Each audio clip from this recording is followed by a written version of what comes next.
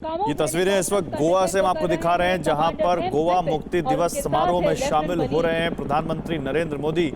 ये तस्वीरें देखिए, आज गोवा में कुछ परियोजनाओं का वो शिलान्यास और लोकार्पण भी करेंगे। 650 करोड़ की ये परियोजनाएं हैं जिनका तोहफा वो गोवा को देंगे। आज गोवा की आज़ादी के 50 साल पूरे हुए हैं। इस मौके पर वहां देखिए एक समारोह रखा गया है, गोवा मुक्ति दिवस समारोह, जहां पर प्रधानमंत्री नरेंद्र मोदी इस वक्त मौजूद हैं। भारतीय सेना ने गोवा को पुर्तगाल के शासन से मुक्त कराने के लिए ऑपरेशन विजय चलाया था और इस ऑपरेशन के कामयाब होने के बाद ही गोवा भारत में शामिल हो पाया था। उससे पहले पुर्तगाल का शासन था, देश आज़ाद हुआ था, लेकिन गोवा नहीं आज़ाद हुआ था। तब देश के पहले प्रधानमंत्री पंडित जवाहरलाल नेहरू ने कहा था कि अंग्रेजों के जाते ही गोवा को तो हम वैसे ही हासिल कर लेंगे, ये हमारे चेहरे पर एक फुंसी की तरह है। हालांकि उसके बाद भारतीय सेना ने ऑपरेशन चलाया। 36 घंटों के भीतर ही पुर्तगाली जनरल मैनुअल एंटोनियो वसालो सिल्वा ने आत्मसमर्पण के दस्तावेज पर दस्तखत कर दिए। आज जब 50 साल पूरे हुए हैं इस विजय के, तो वहां पर एक समारोह किया जा रहा है। आप देख सकते हैं प्रधानमंत्री नरेंद्र मोदी इस समारोह में मौजूद हैं। उनके साथ गोवा के मुख्यमंत्री प्रमोद सावंत हैं। गोवा में क्योंकि इसी साल अगले साल चुनाव होने हैं, 5 राज्यों के चुनाव में गोवा भी शामिल है उन राज्यों में जहां चुनाव होने हैं, उत्तराखंड, पंजाब, उत्तर प्रदेश, गोवा और मणिपुर।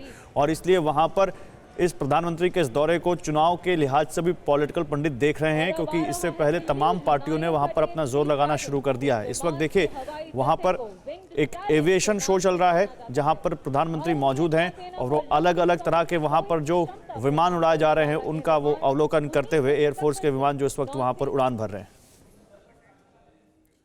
इस बीच उत्तर प्रदेश में काफी हाई वोल्टेज सियासत हो रही है। उत्तर प्रदेश में काफी आक्रामक चुनाव प्रचार कर रही है बीजेपी। आज 6 दिग्गज नेताओं को उसने लगाया है जन विश्वास यात्रा के मोर्चे पर। और उसमें देखिए राष्ट्रीय अध्यक्ष जेपी नड्डा आज अम्बेडकर नगर में है। अवध क्षेत्र को साधने के लिए जो यात्रा निकल रही है उसकी शुरुआत ही कर रहे हैं जेपी नड्डा। सुनिए क्या कह रहे हैं। सरकार चुपचाप साथ दे रही थी कि नहीं दे रही थी? समाजवादी पार्टी सरकार साथ दे रही थी कि नहीं दे रही थी? लोगों का कत्लेआम हो रहा था कि नहीं हो रहा था? 5 साल में 700 से ज्यादा दंगे हुए कि नहीं हुए? इनको मुंह तोड़ जवाब योगी जी ने दिया कि नहीं दिया? उनको बरकरार रखना है कि नहीं रखना है? यही मैं आपको कहने आया हूं कि उनका कुशासन हमारा सुशासन, उनका माफिया राज हमारा सबका साथ, सबका विकास, सबका विश्वास। ये बात जन जन तक पहुंचाने की जरूरत है। मित्रों, आप सबको जानकर के आश्चर्य होगा कि एक पूर्व मुख्यमंत्री जो आज चुनाव लड़ रहे हैं, अखिलेश जी, इन्होंने 15 टेररिस्टों के खिलाफ, आतंकवादियों के खिलाफ 15 के खिलाफ केस वापस लिए थे। पत्रकार भाई मेरी बात नोट कर लेना, 15 आतंकवादियों के खिलाफ केस वापस लिए। बाद में कोर्ट में फिर से केस चला, 4 को फांसी की सजा हुई और बाकी सबको आजीवन कारावास हुआ। आजीवन कारावास हुआ। ये रक्षक थे कि भक्षक थे? ये रक्षा करने के लिए आए थे या जनता का विश्वास को बख्शने के लिए आए थे?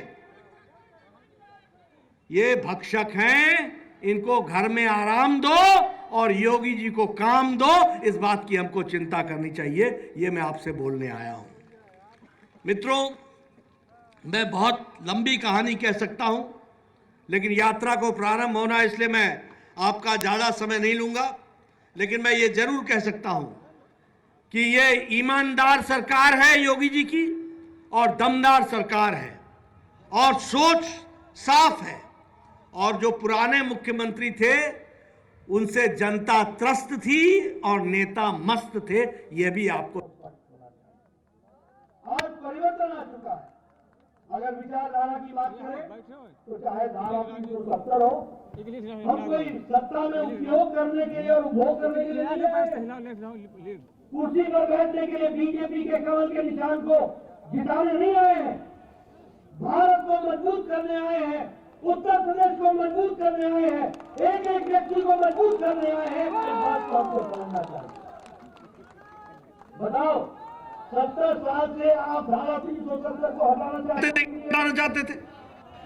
आप चाहते थे कि जम्मू कश्मीर भारत का अभिन्न अंग बने। मोदी जी ने बना दिया कि नहीं बना दिया? मुस्लिम बहनें, 8 करोड़ बहनें ट्रिपल तलाक से मुसीबत में थी कि नहीं थी? सुप्रीम कोर्ट ने कहा था कि इनको आजाद करो।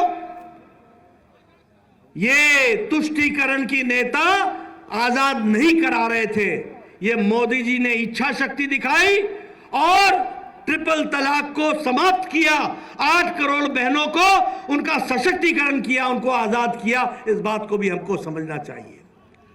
हम यहाँ जय श्री राम की धरती पर हैं, भगवान राम की धरती पर हैं। सदियों से हम चिंता कर रहे थे कि राम जन्मभूमि पर राम का मंदिर बने। बोलो, हम चाहते थे कि नहीं चाहते थे? और कांग्रेस पार्टी इसको लटकाती थी, भटकाती थी, अटकाती थी। और अखिलेश और इनके पिताजी राम भक्तों पर गोली चलवाते थे। और आज मोदी जी के प्रयास से अब वहां भव्य राम मंदिर बन रहा है। यह परिवर्तन आया है विचारों की दृष्टि से, इसको हमको समझना चाहिए। मित्रों, आज से कुछ दिन पहले, 1 सप्ताह पहले आपने देखा मोदी जी का गंगा स्नान, देखा कि नहीं देखा? काशी विश्वनाथ जी का भव्य मंदिर देखा, उसको जनता को समर्पित किया, देखा आपने? वर्षों से हम सब की तमन्ना थी कि सीधे भक्त गंगा जी से गंगा जल उठाए और काशी विश्वनाथ के दर्शन करे और उस पर वो गंगा जल अर्पित करे।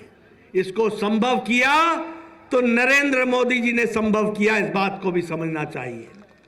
इसलिए मित्रों, हम सत्ता में बैठने के लिए नहीं आए हैं, विचार को रूप देने के लिए आए हैं और विचार को पूरा का पूरा करने के लिए आए हैं, यह हमको समझना चाहिए। अभी किसानों की बात होती है, आप बताइए, किसानों का भला मोदी जी ने किया, उतना भला किसी ने किया है क्या? प्रधानमंत्री किसान सम्मान निधि 11 करोड़ किसान को 1,63,000 करोड़ रुपए 10 इंस्टॉलमेंट में 2-2 हजार रुपए पहुंचाने का काम अगर किसी ने किया तो नरेंद्र मोदी जी ने किया। यह हमको समझना चाहिए, यह हमको ध्यान में रखना चाहिए।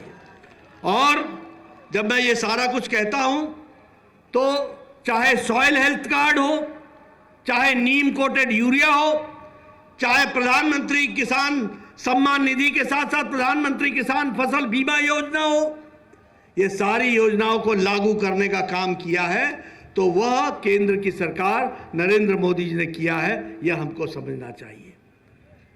अब मैं यहां एक बात और भी करना चाहता हूं। पश्चिमी उत्तर प्रदेश में जाओ तो गन्ने की राजनीति होती है। मायावती जी की सरकार में 21 गन्ने के मिलें कौड़ियों के धाम में बेच दी गई थी।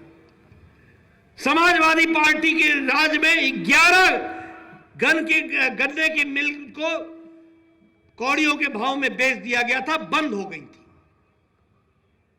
और योगी जी के राज में 4 साल में 3 नई मिलें खुली हैं और 1,41,000 करोड़ रुपए का भुगतान योगी जी ने गन्नों का किया है, जिसमें 11,000 करोड़ रुपए समाजवादी पार्टी अखिलेश का भी भुगतान किया है। अड़ी सोमवार से शुक्रवार शाम 6 बजे सिर्फ TV9 भारतवर्ष पर।